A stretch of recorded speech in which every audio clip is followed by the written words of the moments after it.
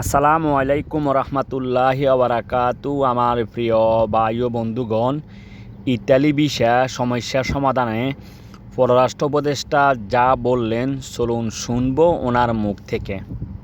এই যে 60,000 কাগজপত্র, মানুষের জন্য যে কাগজপত্র ইস্যু হয়েছে, সেই কাগজপত্রগুলির ভিত্তি অনেক ক্ষেত্রেই সঠিক নয় বলে আমরাও জানি।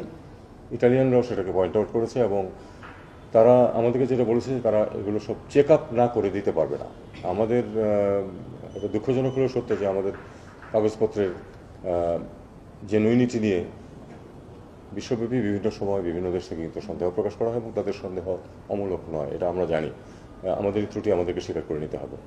তারা যেটা করবে সেটা হলো যে যে যেই কাজের জন্য তাদেরকে ওয়ার্ক পারমিট দেওয়া হয়েছে আসলে সেখানে সেই কাজ আছে কিনা।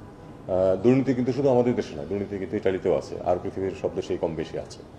তো কাজেই তারা দেখতে যাচ্ছে যে তাদের দেশেও কোনো দুর্নীতি এখানে হয়েছে কিনা এবং সেটা তারা চেক আপ করে দেখে তারপরে তারা অ্যালাউ করবে। একটা বিষয় যেটা সেটা হলো যে আমি আমার পুরো সহানুভূতি আছে যারা সাফার করছেন এবং তাদের মধ্যে আমি নিশ্চিন্ত যে অনেক জেনুইন মানুষ আছে। কিন্তু যেটা হয়, জেনুইনের সাথে যখন আপনার ইনজেনুইন লোকজন যখন এসে যায় তখন সবগুলিকে চেক আপ করতে হয় এবং তখন কিন্তু আসলে যারা প্রকৃত এখানে পাওয়ার যোগ্য তারাও সাফার করেন। এটাই কিন্তু নিয়ম। আনফর্চুনেটলি এটাই নিয়ম এবং সেটাই ঘটছে এখানে। তারা তাদের দেশে দুর্নীতি হয়েছে কিনা এবং যেখানে চাকরি দেওয়া হয়েছে বলে কাগজ ইস্যু হয়েছে আসলেই সেখানে ওই পরিমাণ চাকরি আছে কিনা এটা তারা পরীক্ষা করছেন। এটা আমরা তো তাদেরকে বাধা দিতে পারি না, এটা তাদের অধিকার আছে এটা করার মতো।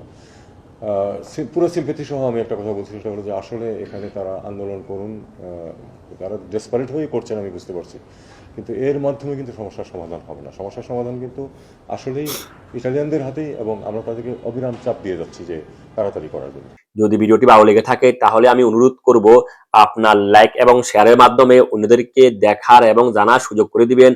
অন্যদিকে বাংলাদেশ বিএফএস গ্লোবাল এবং ইতালিয়ান স্পন্সর সম্পর্কিত এই ধরনের আরো নতুন আপডেট নিউজ পেতে আমি আশা করি আপনারা আমার পেজকে ফলো করতে ভুলবেন না। ভিডিওর শেষ পর্যায়ে এসে একটি কথাই বলবো, সেটা হচ্ছে সেবার মাধ্যমে এগিয়ে যাওয়াই প্রকৃত কল্যাণ। আপনি ভালো থাকুন এবং আপনার কাছের লোকদেরকে ভালো রাখার চেষ্টা করুন। থাকুন আনন্দ লোকে, থাকুন মঙ্গল আলোকে। আপনাদের প্রত্যেকের জীবন যেন হয় শান্তি এবং আনন্দময়। দেখা হবে আরেকটি ভিডিওতে। সে পর্যন্ত আল্লাহ হাফেজ। আসসালামু আলাইকুম ওয়া রাহমাতুল্লাহি ওয়া বারাকাতুহু।